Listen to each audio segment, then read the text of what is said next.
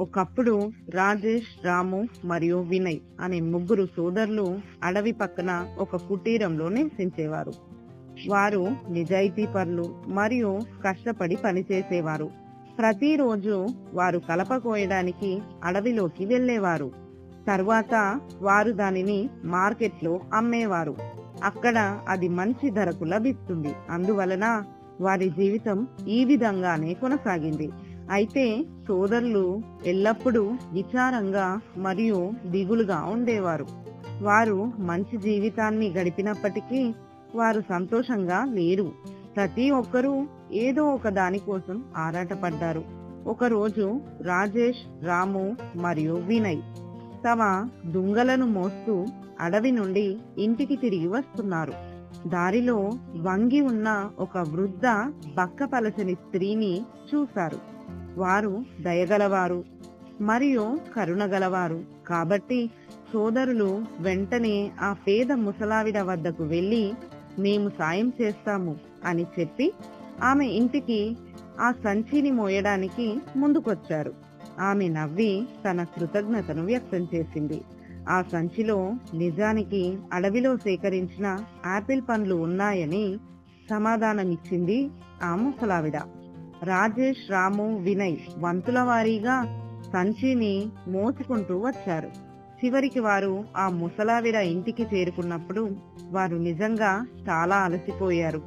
ఇప్పుడు ఈ వృద్ధురాలు సాధారణ వ్యక్తి కాదు మరియు ఆమెకు మాయాశక్తులు ఉన్నాయి.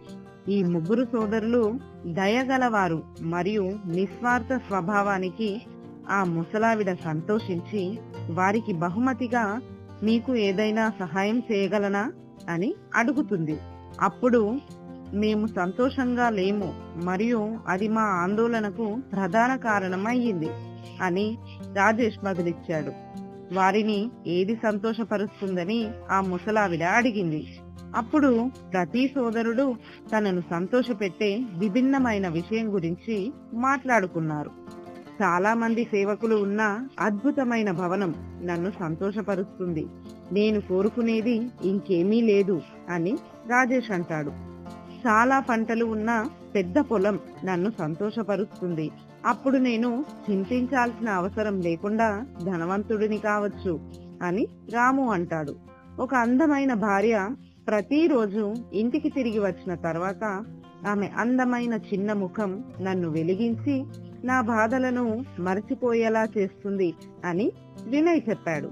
అది సరే అని వృద్ధురాలు ఇలా చెప్పింది.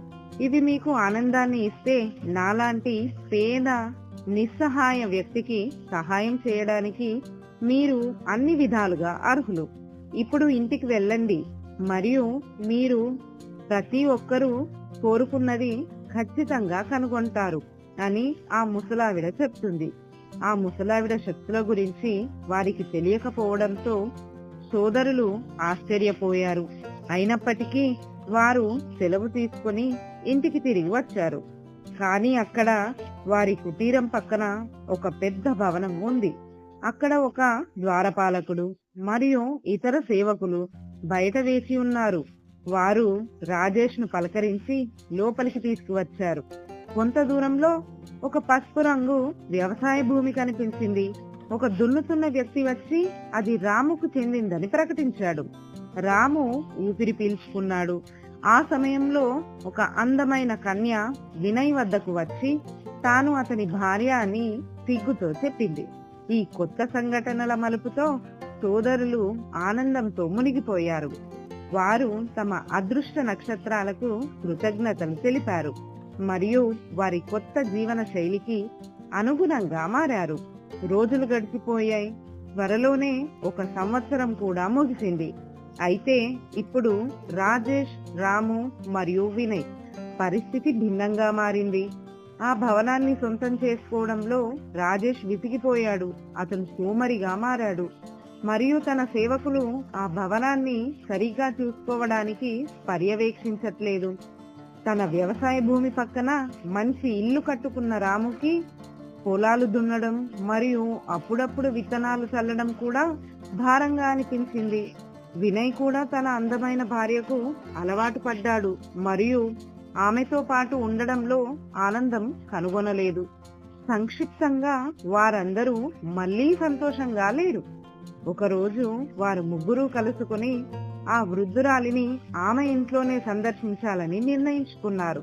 ఆ ముసలావిడకి మా కలలను నిజం చేసే మాయాశక్తులు ఉన్నాయని వారు ముగ్గురు తెలుసుకున్నారు. అయితే మనం ఇకపై సంతోషంగా లేము కాబట్టి మనం ఇప్పుడు వెళ్లి ఆ ముసలావిడ సహాయం తీసుకోవాలి.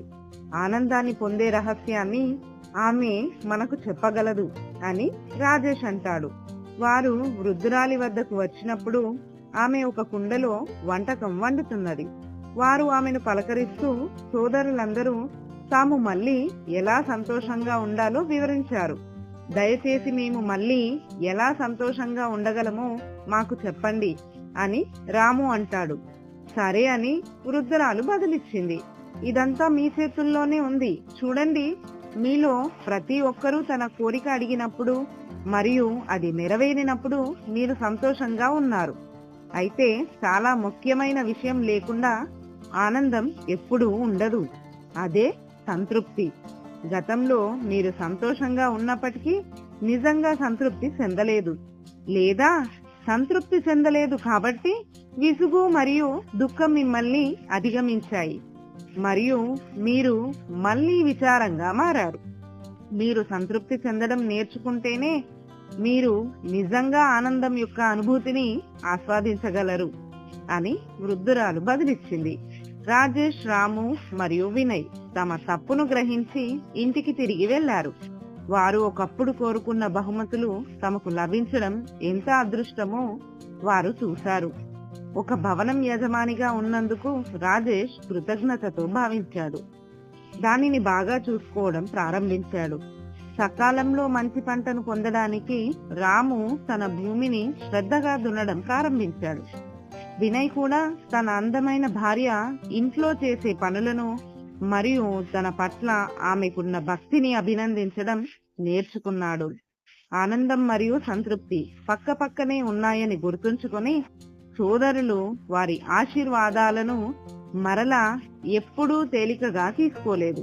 అందువలన వారు తర్వాత ఎప్పటికీ సంతోషంగా జీవించారు.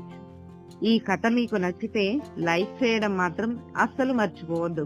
ఇంకా ఇలాంటి మంచి మంచి కథలు ఎన్నో ఉన్నాయి ఫ్రెండ్స్ మన ఛానల్లో. ప్రతి ఒక్కటి చూసి మన ఛానల్ ని సబ్స్క్రైబ్ చేసుకోవడం మాత్రం అస్సలు మర్చిపోకండి.